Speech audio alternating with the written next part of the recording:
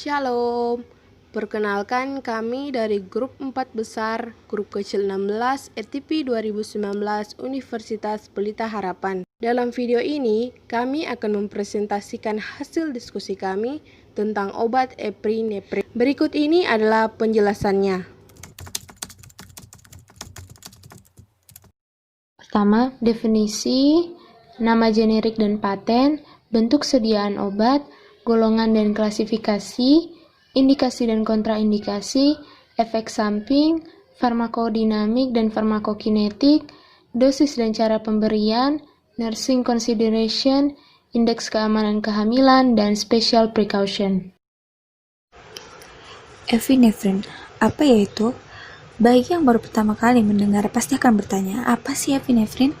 Nah, epinefrin merupakan golongan senyawa obat yang digunakan sebagai pengobatan alergi karena memiliki fungsi sebagai analeptikum atau menstimulasi jantung dan bronkodilatasi yang merangsang pembesaran atau memperluas saluran pernafasan. Epinefrin juga memiliki efek vasokonstriksi. Nama paten epinefrin sendiri ialah epinefrin. Nama generiknya yang pertama epinefrin, yang kedua Vinef, yang ketiga EpiPen, dan yang keempat adrenaline ditartas. Selanjutnya adalah bentuk sediaan obat epinefrin. Dapat kita lihat di gambar, yaitu ada eye drop, vial, inhalasi, ampul, dan suntikan. Dan untuk eye drop dan inhalasi itu mereka mempunyai nama brand yang berbeda. Untuk eye drop nama brandnya itu Epinefrin dengan nama generiknya itu epinefrin ophthalmic, dan untuk inhalasi itu kita ambil nama brandnya adalah Primed Mist Inhaler dengan nama generiknya adalah epinefrin inhalasi. Selanjutnya kita masuk dalam golongan dan klasifikasi obat epinefrin. Penggolongan obat dimaksud untuk meningkatkan keamanan dan ketetapan penggunaan serta pengamanan distribusi obat. Penggolongan obat didasarkan beberapa hal, yaitu yang pertama, berdasarkan jenisnya. Obat epinefrin digolongkan sebagai obat keras, yaitu obat berkhasiat keras yang pemakaiannya harus berdasarkan resep dokter. Dapat kita lihat di gambar, ini adalah logo obat keras. Yang kedua, berdasarkan mekanisme kerja obat. Obat epinefrin digolongkan sebagai obat adrenergik yang mengaktifkan adrenoseptor yang bekerja sebagai vasokonstriktor dan merupakan stimulan jantung. Yang ketiga, berdasarkan tempat atau lokasi pemakaian, obat epinefrin diberikan secara subkutan, inhalasi, dan eye drop. Yang keempat, berdasarkan cara pemakai, obat epinefrin digolongkan sebagai parenteral yang obatnya disuntikan melalui kulit ke aliran darah secara subkutan. Inhalasi yaitu pemakaian dengan cara dihirup, dan eye drop dengan cara diteteskan pada mata. Yang kelima, berdasarkan efek yang ditimbulkan, obat epinefrin termasuk obat atau zat aktif yang masuk ke dalam peredaran darah. Yang keenam, berdasarkan golongan kerja obat epinefrin digolongkan sebagai obat adrenergik. Indikasi penggunaan obat epinefrin. Obat epinefrin diindikasikan untuk pengobatan anafilaktik akut dan diindikasikan untuk pengobatan simptomimetik respiratory distress akibat spasme bronkus. Dan ada beberapa kontraindikasi penggunaan obat epinefrin. Pertama, pasien dengan hipersensitivitas terhadap simptomimetik amina. Yang kedua, pasien dengan glaukoma sudut tertutup. Yang ketiga, pasien dengan syok selain syok anafilaksis. Yang keempat, pasien dengan penyakit arteri koroner karena peningkatan resistensi pembuluh darah perifer. Yang kelima, persalinan atau partus karena dapat memperlambat persalinan tahap 2 dengan menekan kontraksi spontan yang diinduksi oksitosin pada uterus wanita hamil. Yang keenam, tidak boleh disuntikan pada jari tangan, jari kaki, telinga, hidung, dan genitalia. Berikut efek samping yang dapat diberikan oleh obat epinefrin. Pertama, pada bagian sistem saraf pusat, yaitu kecemasan, pusing, gugup, sakit kepala, dan kantuk. Kedua, pada bagian kardiovaskular, terdapat aritmia atau gangguan irama jantung, nyeri dada, hipertensi, dan takikardi. Ketiga, pada bagian dermatologis ada perdarahan di tempat injeksi, terutama di bokong. Keempat, pada endokrin akan terjadi hiperglikemia atau kadar gula darah tinggi, dan hipokalemia, yaitu kondisi ketika tubuh kekurangan kalium. Kelima, pada gastrointestinal akan terjadi mual dan muntah. Keenam, pada neuromuskular akan terjadi tremor dan kelemahan. Yang ketujuh, pada renal akan berkurangnya perfusi ginjal atau penurunan fungsi ginjal. Yang terakhir, pada pernafasan akan terjadi dipsu dan edema paru. Farmakodinamik epinefrin. Obat ini masuk ke dalam kelompok obat adrenergik, yaitu obat yang bekerja merangsang sistem saraf simpatis atau dapat disebut dengan obat simpatomimetik. Nah, cara kerja obat ini yaitu secara agonis, bekerja secara langsung pada reseptor. Di sini ada 4 reseptor yang diaktifasi, yaitu alfa dan beta. Alfa 1, alfa 2, beta 1, dan beta 2. Dia bekerja secara langsung dengan 4 reseptor untuk menyebabkan aktivitas yang sama dengan zat kimia alami pada area tersebut, yaitu aktivasinya sama dengan efek katekolamin endogen, menyamai kerja norepinefrin endogen yang dilepaskan dari ujung saraf simpatis. Lalu kemampuan selektivitas pada obat ini tergantung pada dosis yang diberikan. Semakin banyak dosis yang diberikan, maka kemampuan selektivitasnya akan menurun. Lalu kemudian di sini efek terapeutiknya yaitu aktivasi pada reseptor alfa 1 akan membuat kontraksi di otot polos pembuluh darah. Lalu pada reseptor alfa 2 akan menghambat pelepasan norepinefrin.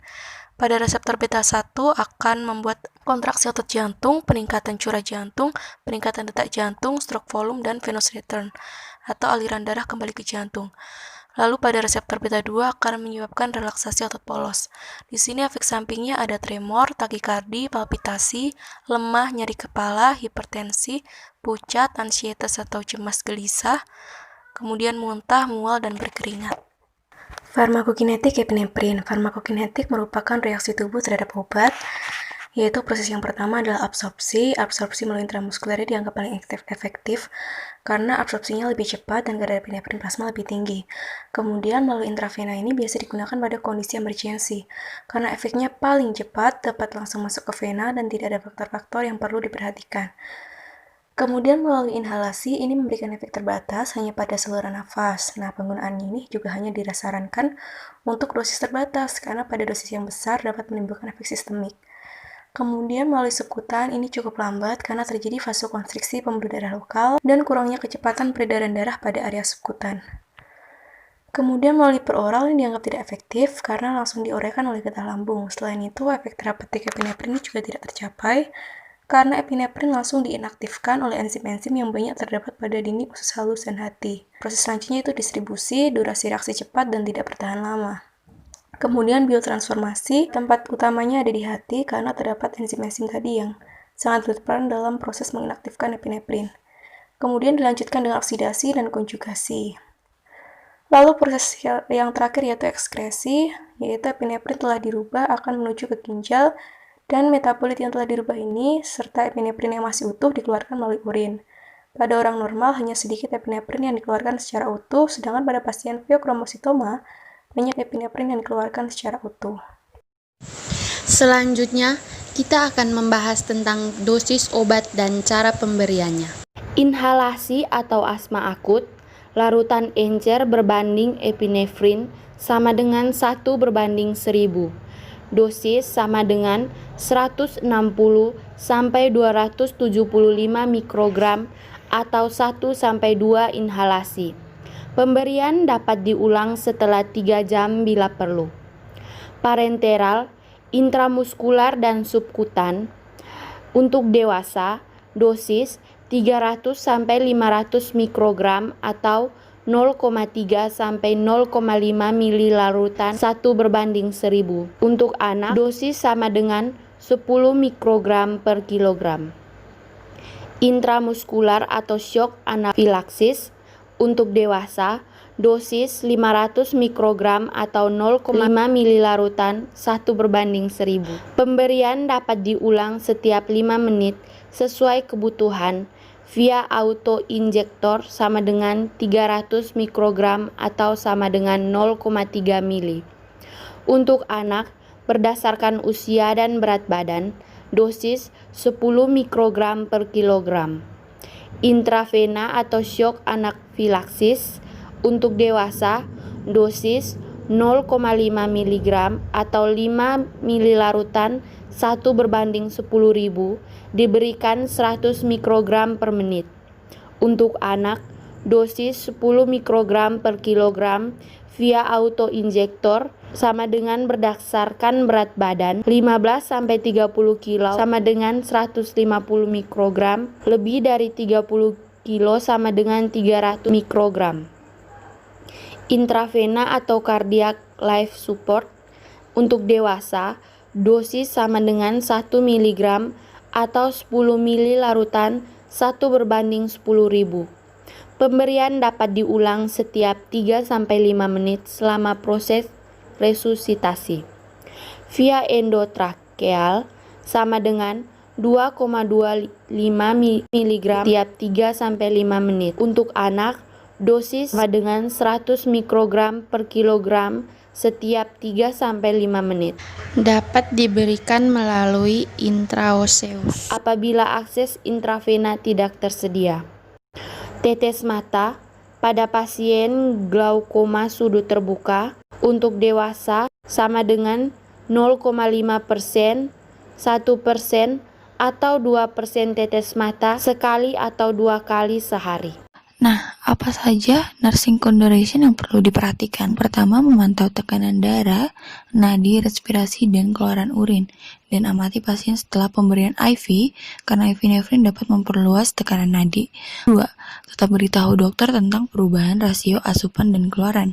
Yang ketiga, gunakan monitor jantung dengan pasien yang menerima epinefrin secara IV. Keempat, periksa tekanan darah berulang kali ketika epinefrin diberikan IV selama 5 menit pertama. Kelima, anjurkan pasien untuk melaporkan ke dokter jika gejalanya tidak berkurang dalam 20 menit atau jika mereka menjadi lebih buruk.